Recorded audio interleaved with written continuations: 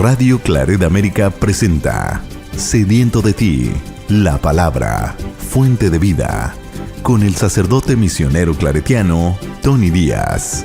Reflexiones diarias del Evangelio. Aquí iniciamos.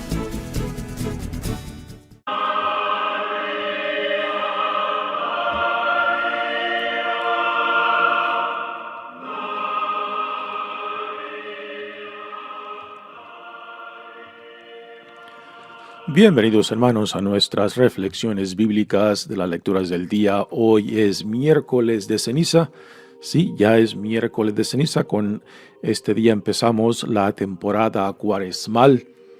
Ya en la sección de reflexión diremos un poco más acerca de las disciplinas, prácticas y devociones de este día y también de la cuaresma. La primera lectura de hoy viene del profeta Joel, capítulo 2, versículos 12 al 18.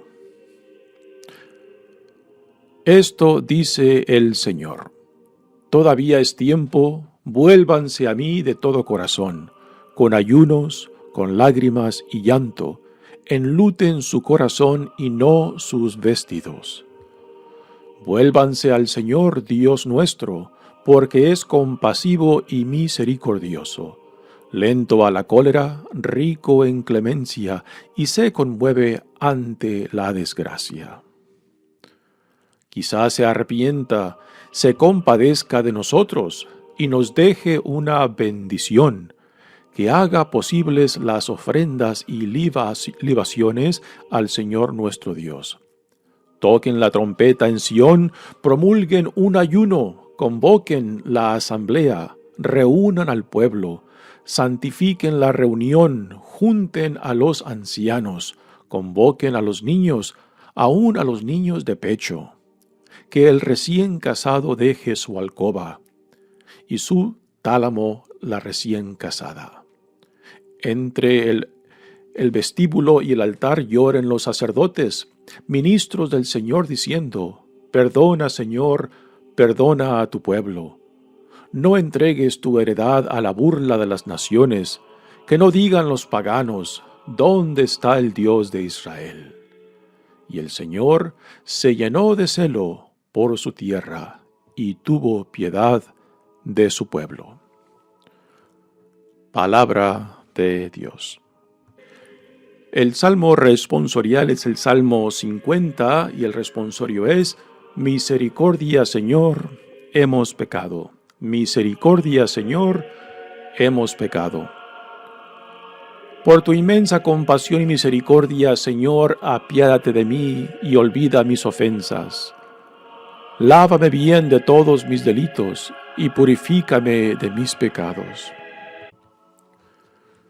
Puesto que reconozco mis culpas, tengo siempre presentes mis pecados. Contra ti solo pequé, Señor, haciendo lo que a tus ojos era malo.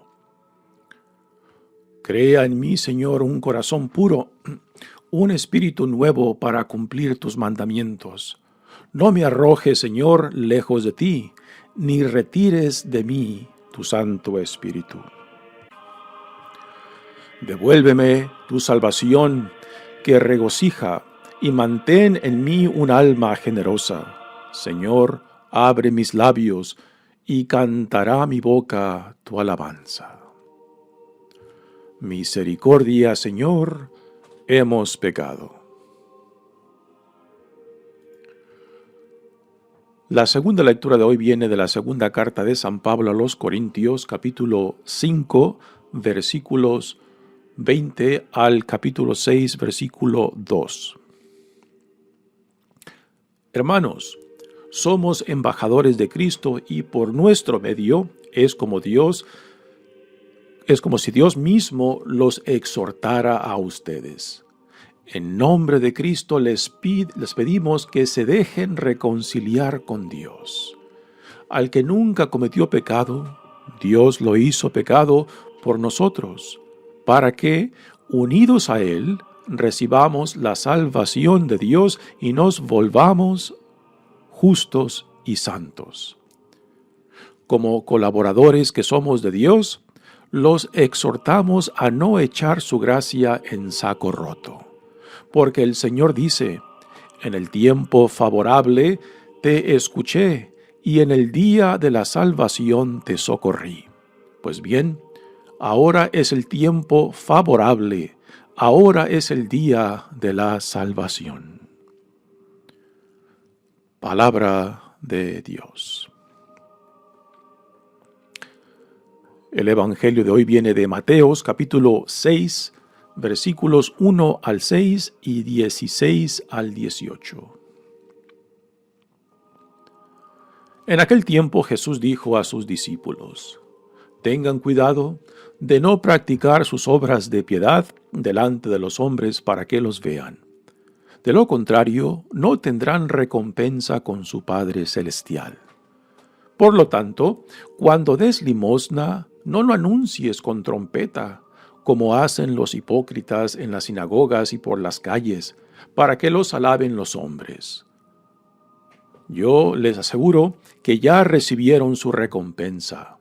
Tú, en cambio, cuando des limosna, que no sepa tu mano izquierda lo que hace la derecha, para que tu limosna quede en secreto, y tu Padre, que ve lo secreto, te recompensará. Cuando ustedes hagan oración, no sean como los hipócritas, a quienes les gusta orar de pie en las sinagogas y en las esquinas de las plazas, para que los vea la gente. Yo les aseguro que ya recibieron su recompensa. Tú, en cambio, cuando vayas a orar, entra en tu cuarto, cierra la puerta y ora ante tu Padre, que está allí en lo secreto. Y tu Padre, que ve lo secreto, te recompensará. Cuando ustedes ayunen, no pongan cara triste, como esos hipócritas que descuidan la apariencia de su rostro, para que la gente note que están ayunando. Yo les aseguro que ya recibieron su recompensa. Tú, en cambio, cuando ayunes, perfúmate la cabeza y lávate la cara, para que no sepa la gente que estás ayunando, sino tu Padre, que está en lo secreto, y tu Padre que ve lo secreto, te recompensará. Palabra del Señor. Muy bien, hermanos, demos comienzo a nuestra reflexión de este día, miércoles de ceniza, el comienzo de la temporada cuaresmal. Ayer fue el último día de carnaval. Les comentaba ayer que la palabra carnaval es una palabra que viene del latín, una palabra compuesta, carna, viene la palabra carne, que se hace referencia a la carne y vale a Dios, así es que carnaval es decir adiós a la carne, y por tanto ayer, que fue el fin de los carnavales, pues el tiempo de celebración, tiempo como se dice comúnmente, ¿no?, darle bola a la hilacha antes de entrar a la temporada de abstención y de ayunos durante la cuaresma. Son exageraciones, yo creo que también hay que entenderse apropiadamente y no simplemente utilizar estas celebraciones para el exceso. La temporada de la cuaresma nos invita a regresar al Señor. Lo que Dios en Jesucristo ha hecho es reconciliarnos con sí mismo. Y esta es la invitación constante de Dios para con nosotros. El pecado es un síntoma de que nuestra relación con Dios, con el prójimo y con uno mismo, de que nuestra relación ha sido dañada, impactada, de que hay una herida en estas relaciones, y la reconciliación busca sanar esas heridas para regresarnos otra vez a la relación de intimidad y confianza, de hermandad y de solidaridad. Este es el propósito tanto de Cristo como de la temporada esta de Cuaresma. Identificar, poner el dedo en aquellas llagas, en aquellas heridas que están dañando, que nos separan tanto de Dios, del prójimo y como de uno mismo, para que Dios nos ayude a sanar y nos regrese a la intimidad y confianza. En el fondo, este es el propósito de la Cuaresma, el cual se enfoca en una forma más intensa el llamado a la reconciliación. Por eso todas las prácticas que se viven, tienen en el fondo esto. Y las disciplinas como el ayuno, la abstenencia, el tomar algunas devociones específicas durante la Cuaresma, pues tienen el propósito de eso, ayudarnos a ser mejores personas, mejores hombres, mejores mujeres, mejores hijos e hijas de Dios. Y si simplemente nos abstenemos de hacer algunas cosas y después de la Cuaresma regresamos a los mismos, pues entonces, ¿qué has ganado? ¿A quién has convencido? ¿A quién tú le has comprobado de que eres una mejor persona si regresas a lo mismo, ¿no? Así que la Cuaresma es para profundizar en nuestra relación, en nuestra dignidad, en nuestra integridad. No simplemente absteniéndonos de una cosa y después retomarla otra vez de nuevo cuando acabe esto. No tiene sentido, no tiene lógica eso, ¿no? Y no tiene nada que ver con el llamado a la reconciliación, a una vida más sana, a una vida más íntegra, como hijos e hijas amados de Dios, como discípulos de Jesucristo, como ciudadanos del reino de Dios. Así que este es el propósito central de la Cuaresma. La reconciliación, el regreso a Dios, y es el tema de la primera lectura de hoy. Ahora, digamos un poco acerca de del ayuno y de la abstenencia, que son típicas de la temporada cuaresmal. En la ley canónica de la Iglesia se recomienda el ayuno y la abstenencia todos los viernes del año y particularmente durante la Cuaresma. Y en esto también incluye el miércoles de ceniza. Pero en realidad la ley canónica delega a las conferencias episcopales, a las conferencias de los obispos de cada país que determinen las prácticas en torno al ayuno y la abstenencia localmente. Así que en Estados Unidos, por ejemplo, y esto es en realidad de la mayor parte de la Iglesia Católica en todo el mundo, los únicos días de ayuno y abstenencia que son por obligación son el miércoles de ceniza y el viernes santo. Repito, estos son los únicos días de obligación. Ahora se recomienda que todos los viernes sean viernes de abstenencia durante la Cuaresma, o sea, de que nos abstengamos de comer carne. Por carne se entiende carne de pollo, carne de res, carne de cerdo, también de cordero o chivo, ¿no? Animales que viven sobre la tierra. También ahí entran carnes de aves, ¿no? aunque son animales que vuelan, pero también entran ahí. Lo que no incluye son bebidas. Bebidas de agua, jugos o aún sopas con sabor a pollo, a carne, no entran ahí. Pero en cierta manera fácilmente se puede romper el espíritu de esto cuando le empezamos a hacer combinaciones, ¿no? Que porque los líquidos no entran en esto, pues empezamos a hacer licuados, por ejemplo, con carnes, ¿no? Y aunque esto legalmente es lícito, pues rompe el espíritu del por qué nos abstenemos, porque la abstención nos recuerda de que somos llamados a negarnos, a rechazar todo aquello que me separa. Así que el abstenerse es un símbolo de lo que buscamos en Dios, la reconciliación. Y si buscamos la reconciliación con Dios, también con nuestro prójimo y con uno mismo, para vivir unas vidas más íntegras. Repito, este es el propósito de todo esto, ¿no? Así que en la Iglesia Católica, hoy en día, los únicos días obligatorios de ayuno y abstenencia son miércoles de ceniza y viernes santo. Pero fuertemente recomendable de que los viernes durante la Cuaresma sean días de abstención de consumir carnes. ¿Cuáles son los límites? El ayuno en Estados Unidos es de la edad de 18 años a los 59.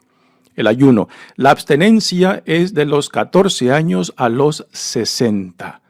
Claro, aquí entran condiciones médicas de cada persona que pueden limitar o simplemente no aplicar estas normas del ayuno o abstenencia. Ahora, aunque la mayoría de católicos no aplican estas normas rígidas a todos los viernes del año, pues es una idea recomendable como una práctica para que nos recuerde constantemente de que el privarnos de algo físicamente, pues también nos recuerde nuestra necesidad, sed y hambre de Dios, ¿no? No son prácticas de devociones simplemente por la devoción, sino que en el fondo tienen el deseo de esa unión con Dios, de eso ser más transparente con Dios, ¿no? Así que ese es el espíritu del ayuno y de la abstenencia. ¿Y de dónde viene este ayuno, particularmente para nosotros católicos? Pues lo tomamos de la tradición judía. Ya saldrá esto en la reflexión del Evangelio. La primera lectura dice: esto dice el Señor, todavía es tiempo, vuélvanse a mí de todo corazón, con ayunos, con lágrimas y llanto. Enluten su corazón y no sus vestidos. Aquí tenemos uno de los ejemplos claros de cómo el ayuno, de cómo el rasgarse las ropas, eran símbolos de arrepentimiento, símbolos de reconciliación, de volver a Dios.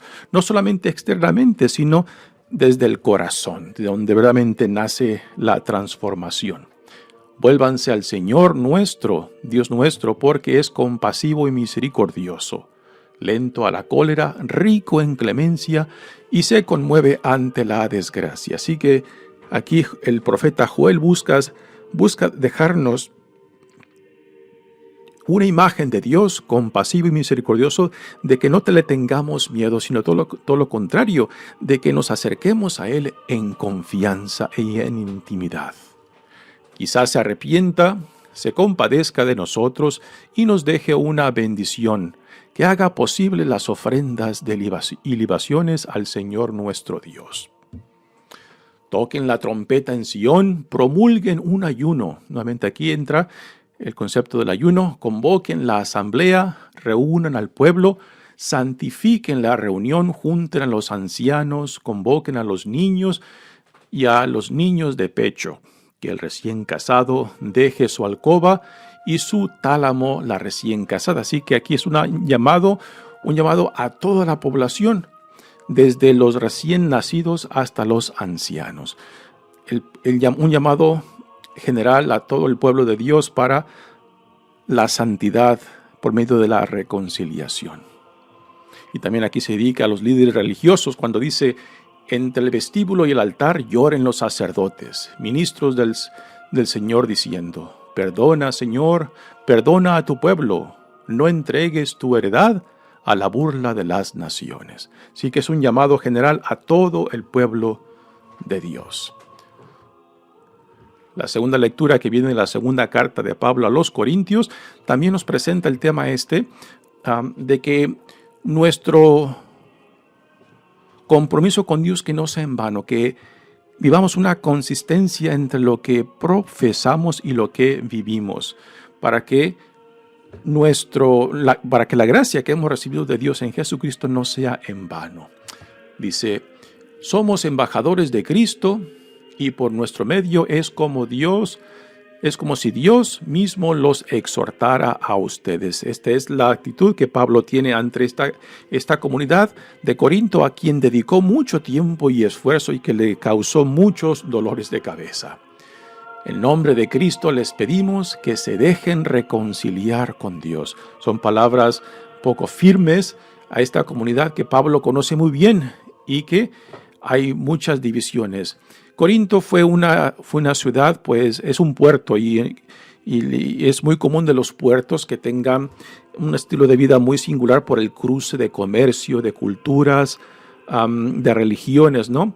Y también de una vida un poco muy ligera.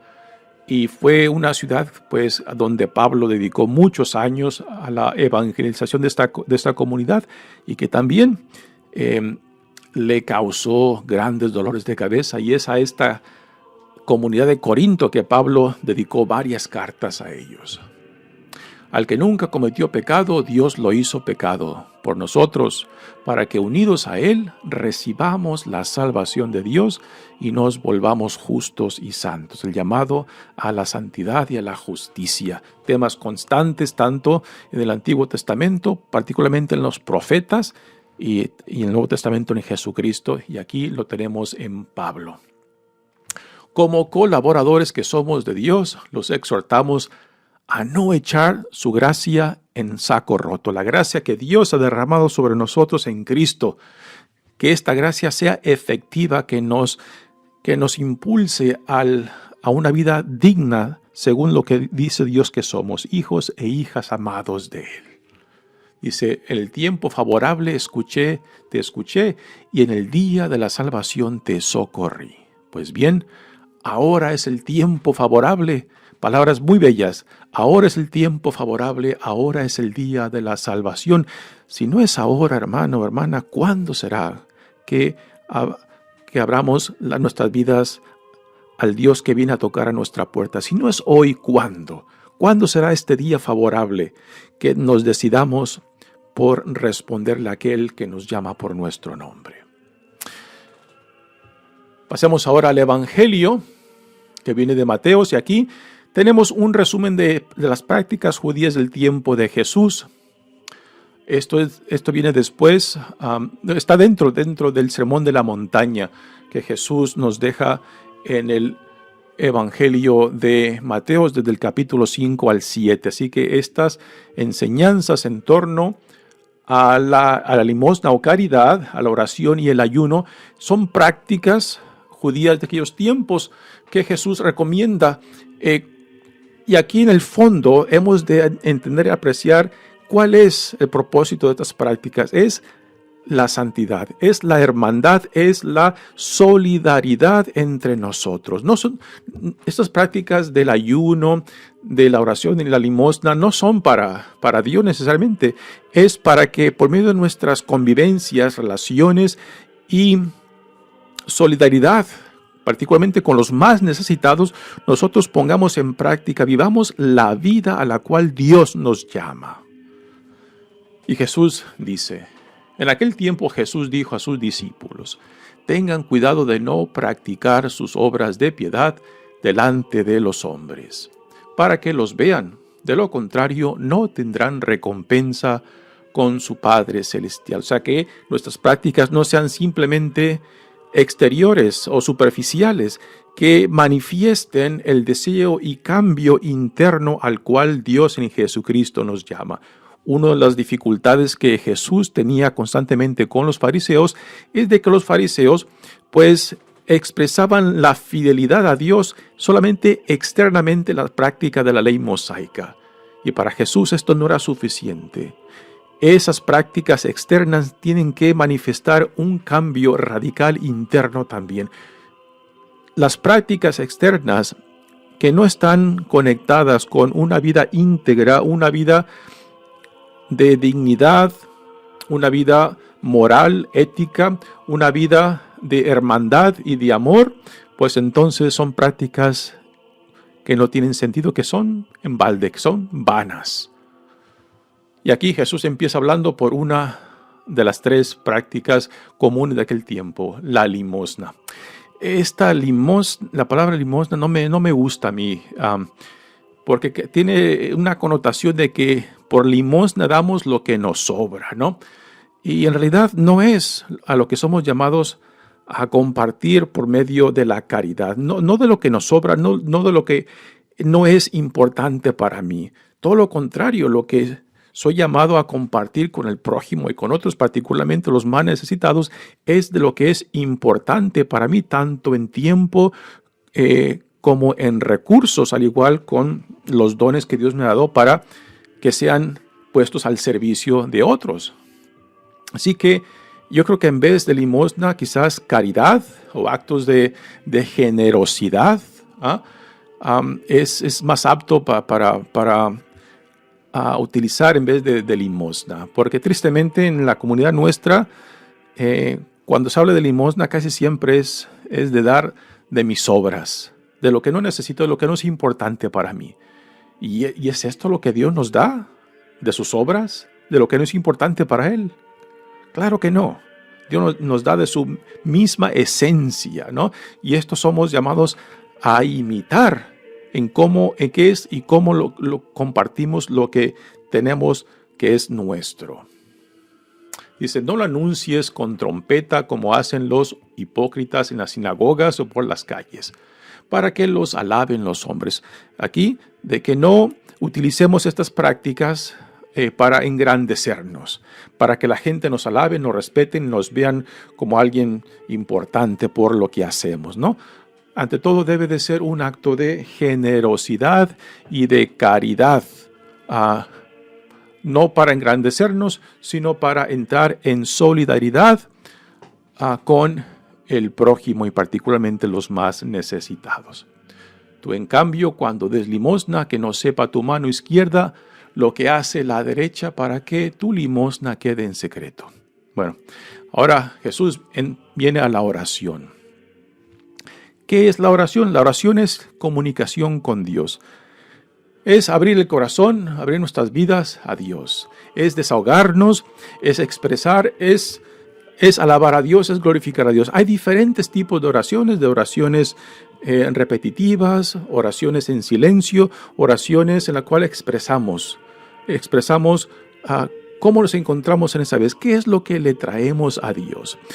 Y no hay un patrón para la oración. Hay diferentes patrones. Desde el silencio hasta el canto, hasta el baile, pueden ser formas de orar, ¿no? Por ejemplo, entre los musulmanes en Turquía, los sufís tienen el tipo de oración donde giran, visten unas faldas y que cuando giran pues hacen como una sombrilla, ¿no? Y es impresionante verlos porque ese tipo de movimiento los lleva a un cierto éxtasis, ¿no? En el cual el rostro se les ilumina cuando entran en esa experiencia de éxtasis por medio de ese movimiento, ¿no? Así que hay diferentes prácticas y formas de orar que nos pueden acercar a Dios. Y ante todo, la oración es abrirnos a Dios. Y este es el tipo de oración que Jesús nos invita. No una oración repetitiva sin sentido que no conecte con mi vida. No son fórmulas, no son métodos. Es ponernos ante Dios, dispuestos a presentarle a Dios lo que le traes hoy en día.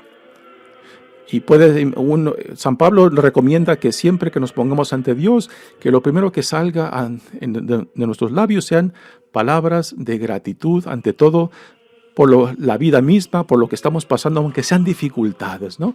Y después, ya sean alabanzas, sean oraciones de glorificar a Dios, pero que también no excluya lo que cada uno de nosotros le traemos a Él.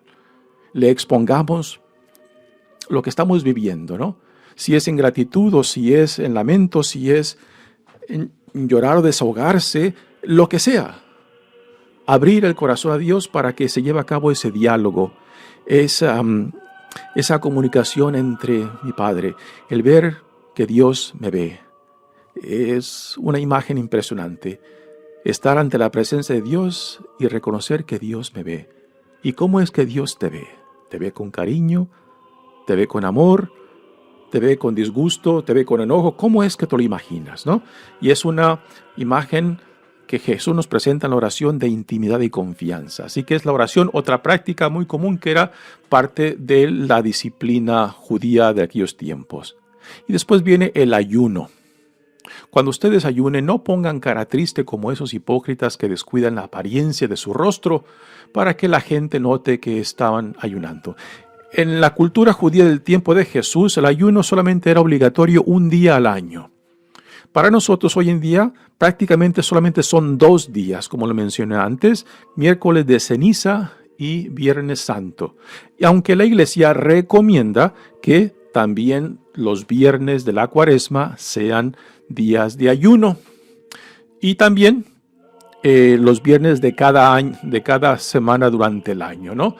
Pero repito, por obligación solamente tenemos miércoles de ceniza y Viernes Santo. Repito, el resto son cosas que se han ido añadiendo, como lo vemos aquí en la cultura judía del tiempo de Jesús, donde tenían solamente un día de obligación, pero entre los fariseos, que era el grupo de judíos más, digamos, estricto, pues tenían muchos más días durante la semana y durante el mes que practicaban el ayuno. Esto lo vemos también reflejado en nuestra Iglesia Católica, como se ha amplificado esa práctica del ayuno. Bueno, la Cuaresma es un tiempo, como lo dije al principio, que Dios nos invita para regresar a Él, para reconciliarnos, para sanarnos.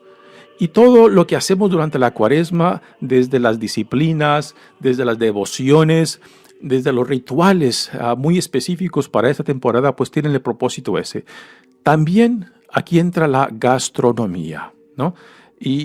Son temporadas ciertos platillos, ciertas cosas que comemos son típicas, depende de la región de donde somos. Por ejemplo, yo soy de la costa del estado de Sinaloa, en México. Pues allá la Cuaresma, el marisco, el pescado es cuando más se consume, ¿no? Las tortas de camarón en chile rojo con nopales, por ejemplo. Algo muy común, ¿no? Las enfrijoladas, ¿no? Y así, cada región, aún de México mismo, tiene diferentes tradiciones gastronómicas durante esta temporada cuaresmal, pero el propósito aún ahí es el mismo, de que los cambios que hacemos gastronómicamente nos recuerden a lo que somos llamados durante la Cuaresma, a regresar a Dios, a la reconciliación, a sanar todo aquello que nos separa tanto de Dios, del prójimo, como de nosotros mismos. Mi nombre es Padre Tony Díaz, misionero claretiano. Que Dios los bendiga y que esta temporada cuaresmal no sea en vano. Que Dios les provee la gracia y el deseo de crecer en su intimidad y confianza con nuestro Dios, que en Jesucristo nos llama a una vida nueva en Él. Que Dios los bendiga. Radio Claret América presentó Sediento de ti, la palabra. Fuente de vida. Sus comentarios son importantes. Contáctenos en radioclaretamerica@gmail.com.